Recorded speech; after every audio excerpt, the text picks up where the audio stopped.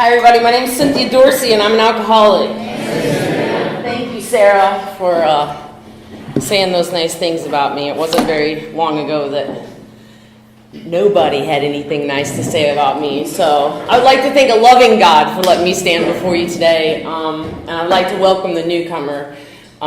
Somebody welcomed me when I was new and until I could get a grip on my seat, and it almost makes me cry because I thank God for those people that kind of held me down for a little while. So if you're here, don't leave before the miracle happens. And we thank you for being here because you get to be a part of our recovery too. And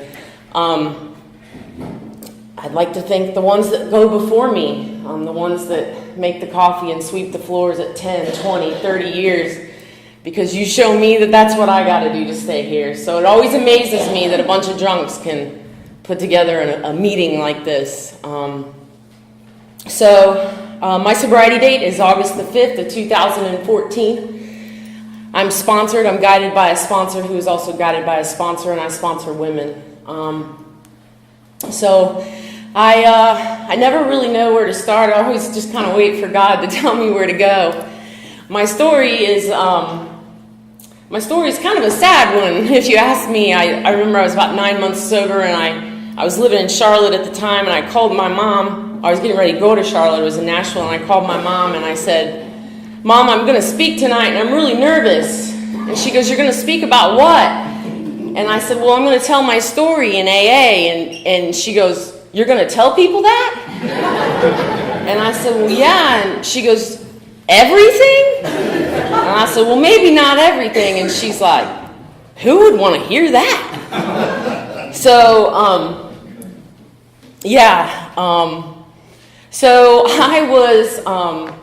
I was born in Austin, Texas, Travis County, Austin, Texas, on an Air Force base. My father was a fighter pilot. He flew A-10s, RF-4s, and T-38s, and we didn't live there very long. We moved back to Indiana. That's where I was raised. I was raised in West Central Indiana on a farm, and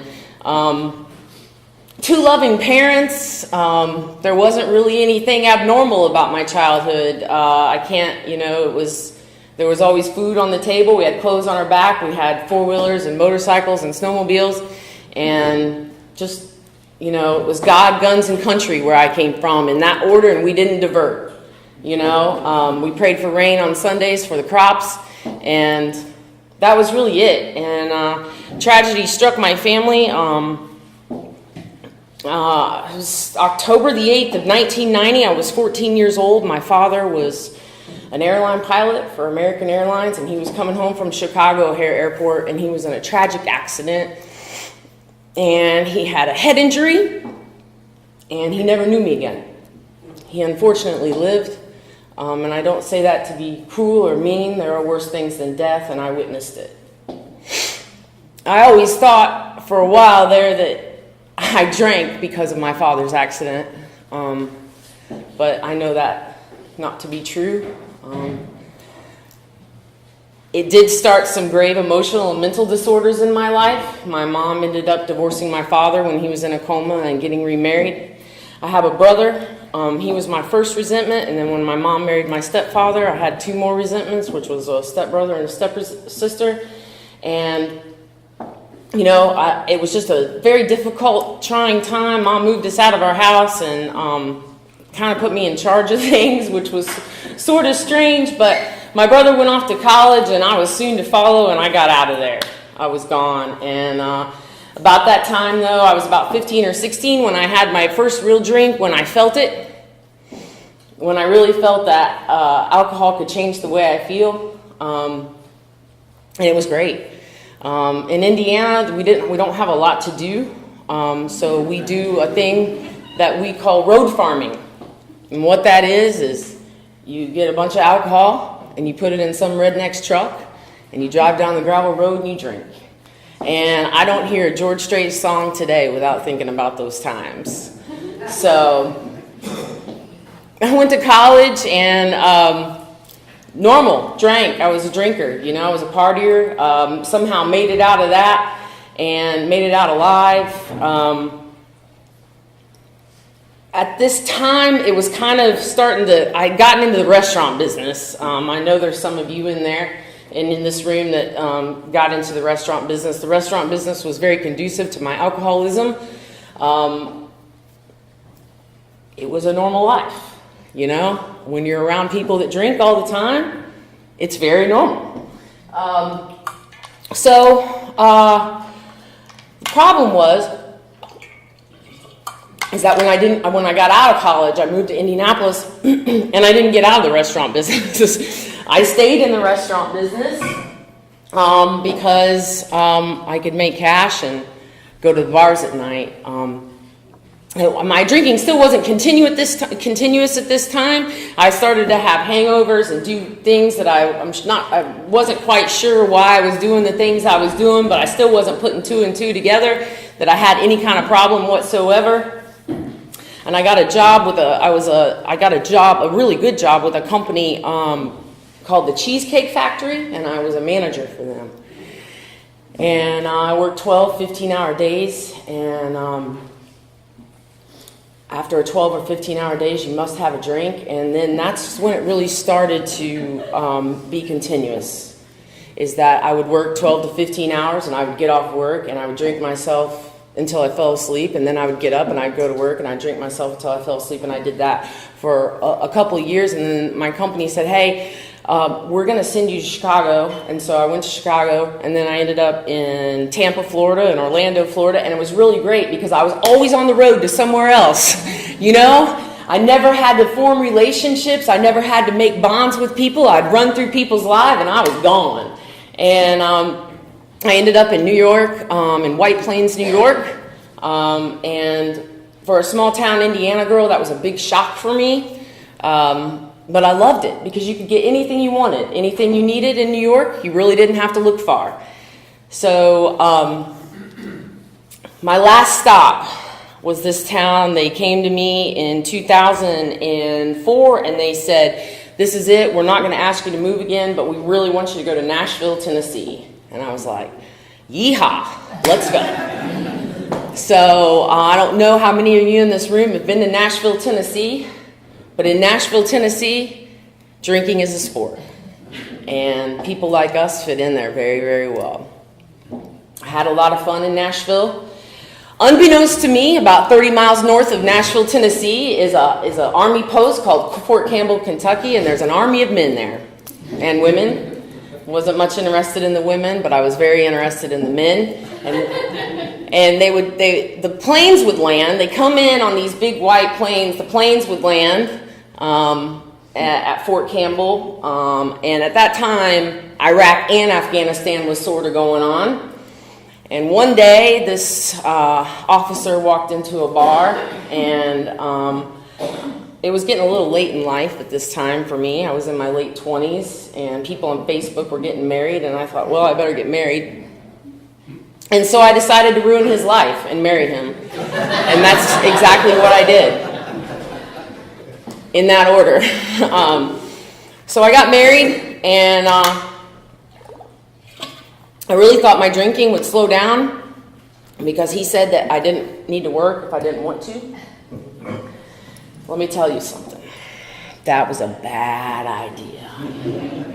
To leave a woman at home all alone with a bottle of vodka was a bad, bad idea.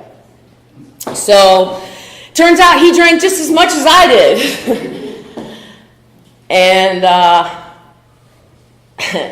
so I went to the next thing, and I really thought that a kid would fix me.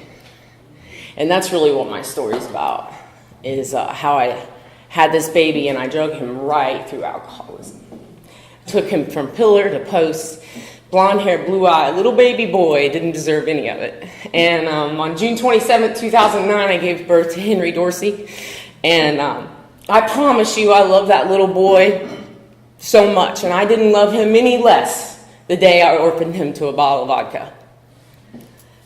And I gave birth to him, and my husband was at war at the time. He was in Afghanistan, and I didn't drink while I was pregnant.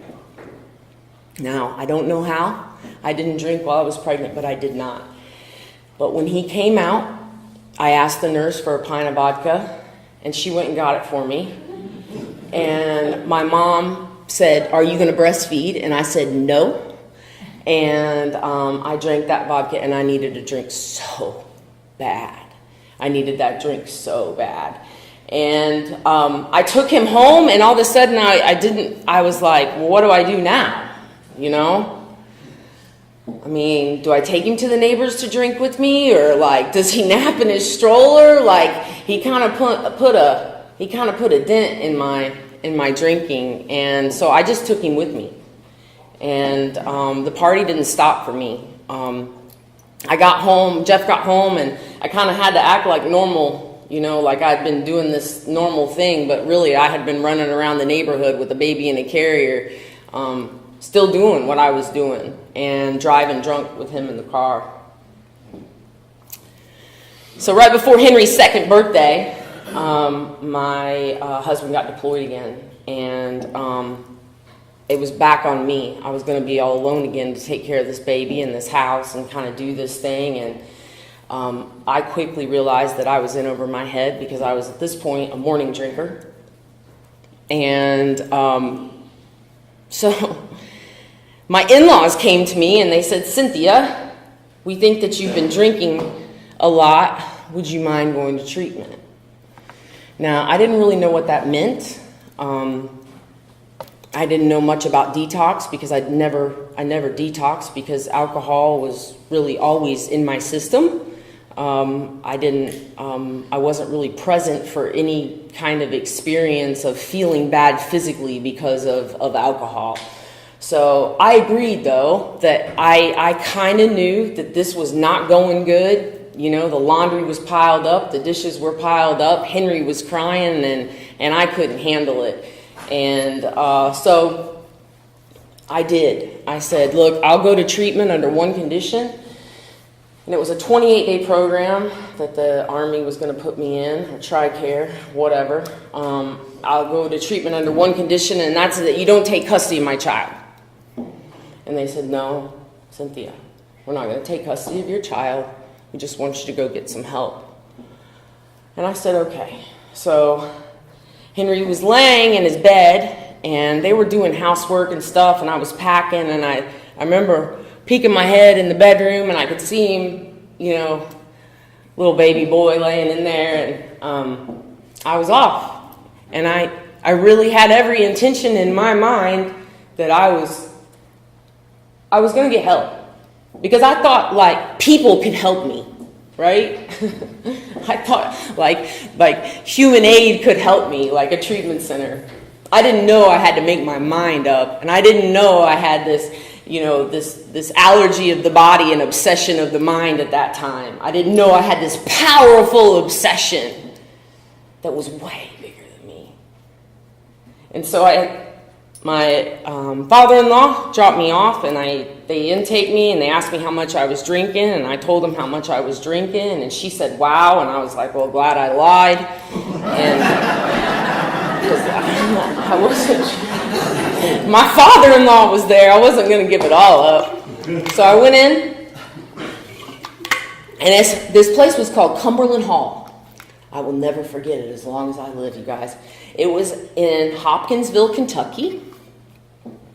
And I was in there with a bunch of young GIs, men and women, that had PTSD, drinking problems, drug problems, codependency problems, all kinds of problems that these young soldiers had when they were coming home from war. And so I went in, and I became a great patient. I wrote on the board. I made my bed. I took a shower. I felt great. You know? I was like, this is easy. I can stay sober. They took us to get us something to eat, you know? So no Alcoholics Anonymous. I was not introduced to Alcoholics Anonymous in there at all. They did, you know, behavioral modification therapy, psychobabble, group therapy, all of those things. And so my 28 days was up, and I was going to go get my little boy. And I had my discharge papers, and I had my suitcase behind me, and I walked out the door, and a sheriff's deputy slapped me on the chest, and he said, "You've been served." And they took my son. And I never got him back. So what happens to Cynthia at that point?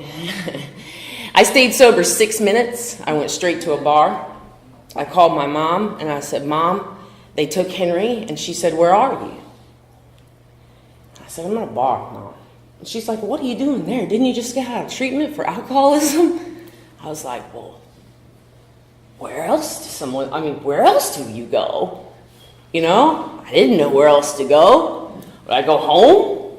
I mean, Henry's not there. There's no husband there. He'd already filed for divorce, which I hadn't found out yet." My whole world came crashing down. And the next 3 years, I set on a path of complete destruction. But I promise you that I wasn't present for that experience until the end. Alcohol, my drink of choice was vodka. It didn't have to be mixed with anything. It didn't have to be cold. It could be straight out of the bottle.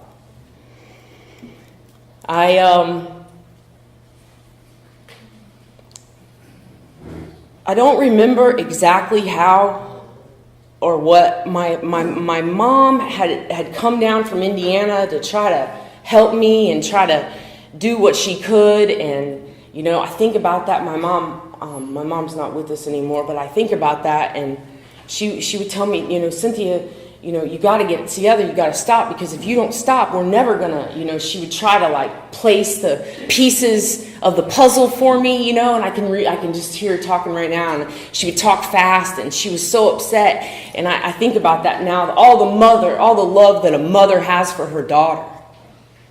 You talk about powerlessness. I was powerless over the alcohol, and she was completely powerless over me, and she had no clue what to do. None whatsoever. Anyway, so I acquired, in that time, I acquired 21 felony counts of illegal use of a credit card over $500. And I ended up doing a little bit of jail time. And I didn't know that I had a problem until they put me in jail. And that's scary. And I'll tell you what happened. My grandma had hired an attorney, and I'd never been in trouble before, so they kind of slapped me on the wrist. And my attorney made a deal with the prosecutor. It said she does 6 months of weekends in jail, serves 240 hours of community service. She'll be a felon for 5 years, and the felony will go away. But you have to do these things, Miss Dorsey. My lawyer would look at, "Do you understand?" "Yes, I can do that, I can do that, I can do that," because I didn't want to have a felony. And so I would go to jail on a Friday, and I would buzz the buzzer, and they said, "Are you drunk?" And I'm like, "Well, yeah." And they're like, "You can't come here drunk." And I said, "Why not?" And they said, "You cannot come here intoxicated, Miss Dorsey." And I said, "Okay, so what do I do now?" And they were, "We're going to let you in this time, but next weekend, you can't come here drunk." Got it. So I went in, and I got to be in general population, and that was good because you get snacks. Like the girls will give you snacks. And maybe someone might give you a bottle of water because the water was terrible. Right above the toilet. Anyway, so Sunday was really rough in there. I didn't get out till 6 p.m. and I'd started the DTs by that time, and I would shake violently. And then so the next weekend came, and I wake up in the morning and I'd say, I'm not going to drink today. I'm not going to drink. I'm not going to do it. And by noon I would be drunk. And then so I would go to jail drunk. And they put me in what they called, well, it's not solitary confinement, isolate. I was in a single cell by myself, and that's not fun. So the next weekend I was like, I'm going to hold it together this time. I'm not going back in drunk. To make a long story short, I was in that single cell every weekend for 6 months. Now, all this time, I haven't seen my son. I can't get it together. I was in child custody court. I couldn't get it together to be able to even have a visitation with him because they knew exactly what I was doing. So I continued on, and I would sleep on people's couches. I would end up next to Cousin It. I had no idea where I was, how I got there, if I had a car to get anywhere, you know. I was kind of living off the kindness of other drunks, actively using drunks. Anyway, so I went that period of time without seeing Henry at all. And what I didn't know is another woman was raising him. And I had no idea that he was being raised by another woman, and it really didn't matter to me because, like I said, I wasn't present for that experience at all. So what I want to tell you is that during that time, and what I didn't know then that I do know now, is that vodka dictated every aspect of my life. It was my lover, and I did everything for my lover. It told me where I was going to sleep, who I was going to sleep with, if I was going to have a job, if I was going to have a home, if I was going to have a job, everything. I did everything for my alcohol. Well, another woman raised my child. I was just out there, and I had no idea what I had. I hadn't found you all yet. So it was really easy. Those 3 years, I would take a drink, and that drink would hit me, and it would go to my stomach all the way to my toes, and everything, all the shame, guilt, and remorse that you all talk about was gone. I didn't have to think about anything. I just had to think about how I was going to get my next drink. And I lived that way for a minute, and it was awful. So something happened, though, about May of 2014. I took a drink, and I took a drink of vodka, and nothing happened. And I took another drink, and nothing happened. And this guy sitting next to me at the bar, I know he should have transformed by now, still looks exactly the same way. And I took another drink, and nothing happened. And the thing that I loved more than anything in this world that never left me, alcohol told me everything's going to be okay. It's fine. You'll see him later in life. You'll see that little boy later in life. Those people are really mean to you. I can't believe they took your kid from you. You're not a bad mom. Alcohol gave me all the confidence in the world.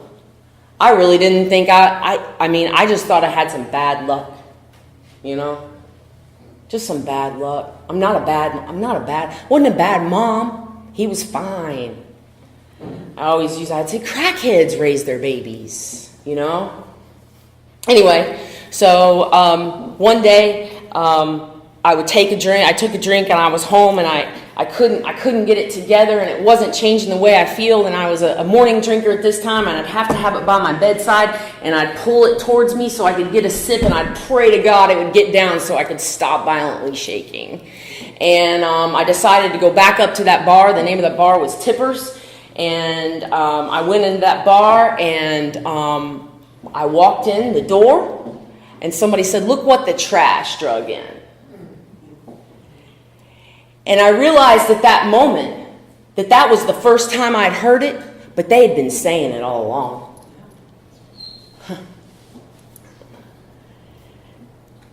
Never was the same again. I tried different substances with it. I tried different people. I tried different times. I tried different alcohol. It never changed the way I felt again. But I had to have it because I was physically addicted to it, and that lasted 3 months of living in my head of all the shame, guilt, and remorse of the liar, the whore, the drunk mother that I was. I'd run through my family's life so much that my grandma had cut me off completely.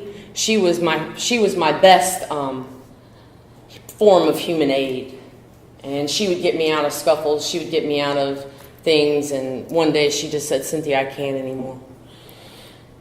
And the last day that I was drunk was August the 4th of 2014, and I was sitting in a backyard, and I had a lot of alcohol, and I couldn't get drunk. My mind wouldn't change, and I didn't transform, and it was like this hopeless state of being, and I was like, is this time? Like, is this the time? And I believe this was the moment of clarity where God kind of touched me and said, hey, lady, this is it. Because at this point, that insanity that I lived for the last 3 months, it was either blow my head off or get sober, and neither one of them sounded like a good idea to me. I didn't want to get sober. I hadn't drawn a sober breath in 15 years. By this time, little Henry Dorsey was 5 years old. He had already started kindergarten. I didn't see him go to kindergarten. I didn't see his second, third, or fourth birthday. Or his fifth, actually. So I called out. I cried out for help. I called somebody that I knew that was sober, and they said we can get you some help. And I ended up in a treatment center, detox treatment center, on August the 4th. I woke up on August the 7th, roughly, after I had detoxed, and a woman was standing over me, and thank God for 12-step calls, y'all. Seriously, thank God for 12-step calls. She stood over me and she said, are you okay? And I said, I think I am. And that was the first time that I had really, my body had been physically sober in a long, long time. And all the shame, guilt, and remorse of who I was and what I was present that day. And I was freaking out. And the world was going really fast, because all of a sudden I'm present for life, and life is in session, but I've checked out long ago. And I'm in a treatment center at 38 years old. 38 years old, I'm in a treatment center. And the world was going fast, y'all. And this woman said she was an alumni of this treatment center, and she opened the big book of Alcoholics Anonymous, and she had a little big book. And she started reading the doctor's opinion to me. And she started talking to me about the depth and weight of this message. And she talked to me about human aid and how human aid failed me. And I tried to tell her about how they took my kid and how awful they were, and she wasn't having any of it. She wasn't hearing. And she said, you're a drunk mother. She said, if you want any chance of seeing that child again, you need to get sober. And she told me about this twofold dis-ease that I have, right? And she told me about this obsession and this allergy. And she took me to a meeting. And I walked, and I was so scared. I remember going to my first AA meeting, and it was a women's meeting, which I don't recommend to anybody. But I went. And I went into this women's meeting, and all these people were in there, and they were talking about their experience.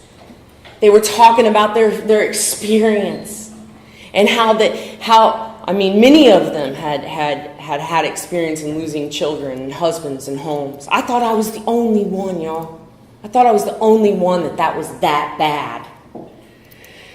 And so I listened. And a couple days would go by, and she would come back, and she would read this big book to me. And she started working the steps with me out of the big book of Alcoholics Anonymous. And one day she came and picked me up, and it was, I don't know, maybe 10 days in, and I said, where are we going? And she said, we're going to detox. And I said, for what? And she said, you're going to carry a message in detox. And I said, what do I have? And she's like, you got 10 days. Tell them how you got it. So I started going to detox. And I started telling these women how, with all my experience in sobriety, how I got 10 days sober. So I got sober in California, because that's where I went to treatment. And out in California, I was in Costa Mesa, California. And what I want to tell you about California is that there is a detox on every corner. Seriously. And this woman that I got hooked up with knew where every detox was. And so every day, I had to go to my therapy, my psychobabble, my EMDR. I had to eat 3 meals a day. And then she would come and pick me up, or another woman would come and pick me up, and she would take me to detox, and I would carry the message. And then 11 days, 12 days, and I was so proud. But I was still telling people how my in-laws had robbed me of my child. So my mom was just so grateful at this time that I had 14 days sober, 15 days sober. She couldn't see straight. I mean, she was like, stay out there, do what you gotta do. We got the dog, don't worry, you know. And so I started to feel good, and it was amazing. It was an amazing experience to be out there. But so she started working the steps with me, and I started asking a lot of questions, and I started asking questions like, why couldn't I stop? And you know, I love that little boy. I don't understand, and why all these people? Because what I saw then as I got a little more sober was there was a lot of people in my life that tried to help me, you know, and no one has ever helped me like you drunks have helped me. I had teachers and counselors, fat camps, you know, fresh air funds, preachers. All these people tried to help me because I was an alcoholic. I had alcoholic tendencies long before I actually took the first drink of alcohol. So anyway, she started working the steps with me, and she said, I won't, we got to the 4th step, and she's like, are you on medication? And I said, a lot. And she's like, you stop taking your medication, and you can write a 4th step, and we'll do a 5th step. And I know that's very controversial, so I'm not saying to anybody to go off their medication, but that woman was crazy, and that's what she wanted me to do, so I did that. So I went off medication. And then I was stone cold sober. And so I worked a 4th and a 5th, and I got on a plane to come home, and I tell you what, I've never been so scared in my life. I got home, and she told me to go to a meeting and find a sponsor, and I did that. And I went to a meeting, and I found a sponsor, and I found this lady, and I asked her to be a sponsor. And y'all, I'm just telling you, if you're new here, I have women that come to me. I go to my home group's this women's treatment center, and I'll say, do you have a sponsor? And they're like, no, I'm trying to find someone I can connect with. You now connect with her. She's your sponsor. I really don't have the ability to pick a sponsor. I don't know what you have. So if you're new and you don't have a sponsor in this room, which I hope you do, just get somebody and you can connect with them. So anyway, I got this lady, and I told her, what I had done, and she said, well, we're going to start over again. And so I started over on the steps, and we really worked on step 2. And I came to believe step, and I'd really come to believe that those women in California had something, and that they had been changed. And I came to believe a lot of different things too. I came to believe that I was going to stop calling my ex-husband and asking to see my son, because he wasn't going to let me. And I came to believe that I was going to stop calling my grandma and asking for money. And I came to believe that God was going to take care of me in this journey no matter what, as hard as that was. And so I went home back to Tennessee, and my mom got me a lawyer again, and I went to court, and I got to see my little boy. About 9 months sober, I got to see my little boy. The judge ordered Jeff to release him to me supervised for 2 weeks, and I got to see that little boy, and it was the greatest time ever, and I was so happy, and I thought, this is it. He's back in my life, and I'm gonna get to see him, and this lawyer's gonna get me every other weekend, and it's going to be fine, and I'm going to go to AA, and I'm going to get a job, and I'm going to be all right. So the 2 weeks come up, and Jeff comes to pick him up, and he says, hey, with his wife, he says, hey, I just want you to know that while Henry was with you, we moved to Fort Bragg, Fayetteville, North Carolina.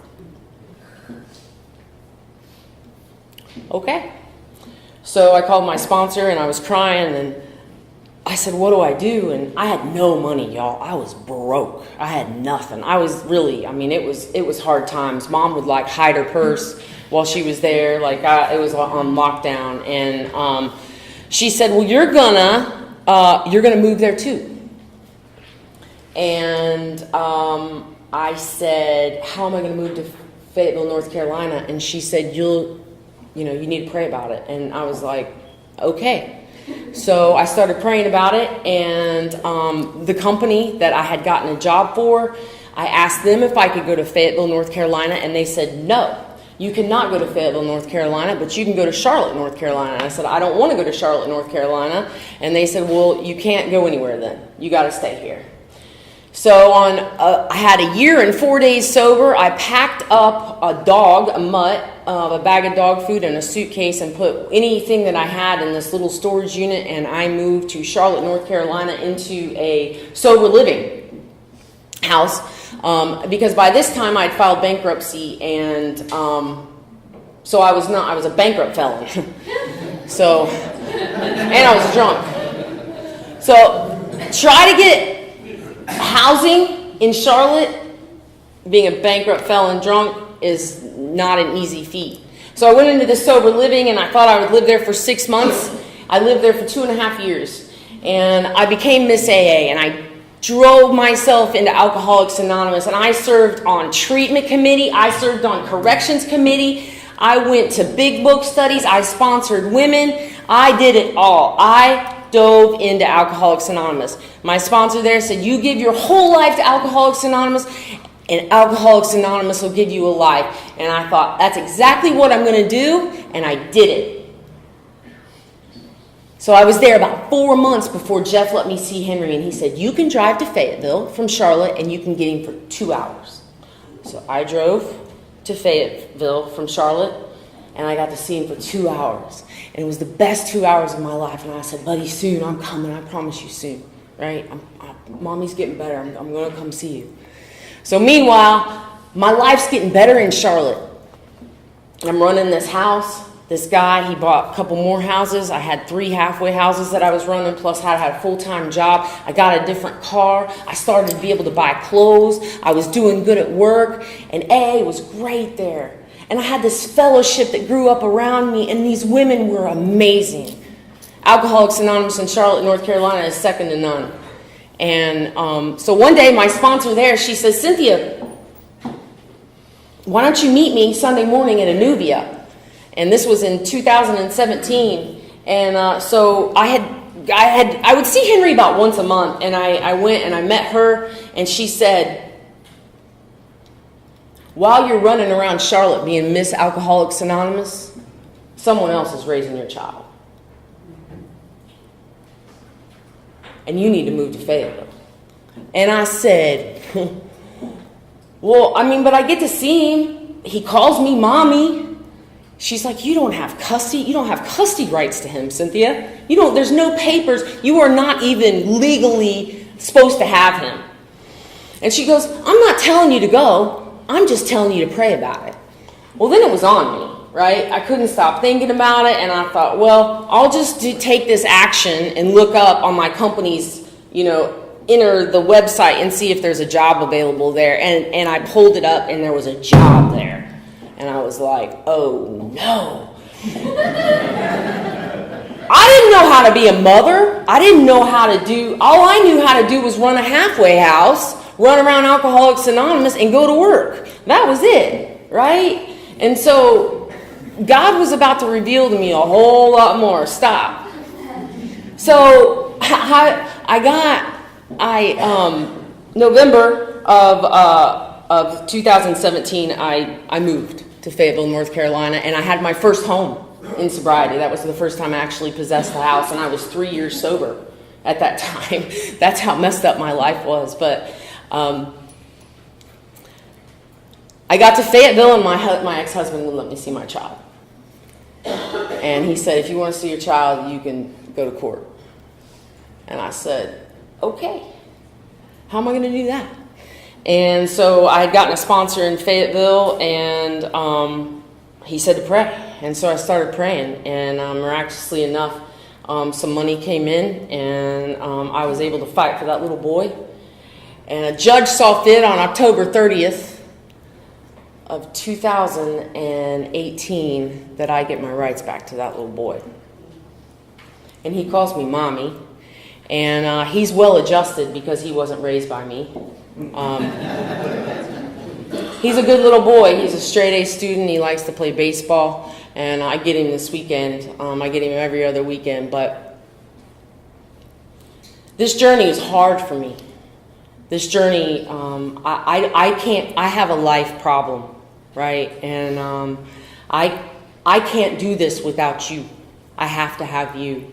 I'm so grateful for Alcoholics Anonymous, and I'm so grateful for the women in Alcoholics Anonymous that help me, and I'm so grateful for the ones that tell me the truth about me still to this day. And, you know, life's not perfect. I have an old 2006 Chevy Cobalt that has like 150,000 miles on it that's about to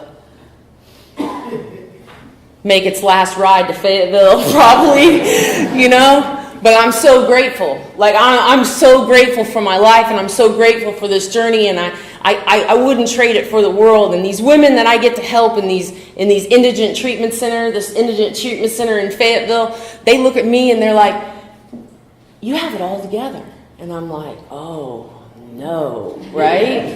Like, they really think that, you know? And because they see me, because like outward appearances aren't inward realities. I'm really good at dressing up the outside, and it's really not what's going on the inside, you know? And I'm learning to be a mom. I'm learning how to feed that little boy. I have women help me how to feed. I let him eat whatever he wants. If he wants Chick-fil-A 3 times a day, we eat Chick-fil-A 3 times a day. Just because I don't know, you know, I'm afraid, you know, I don't want to disappoint him, and then he gets sick, and then I have to tell his dad he gets sick because he ate 3 milkshakes in one day. So I'm so grateful to be here, and I really appreciate you letting me share, and thanks for having me.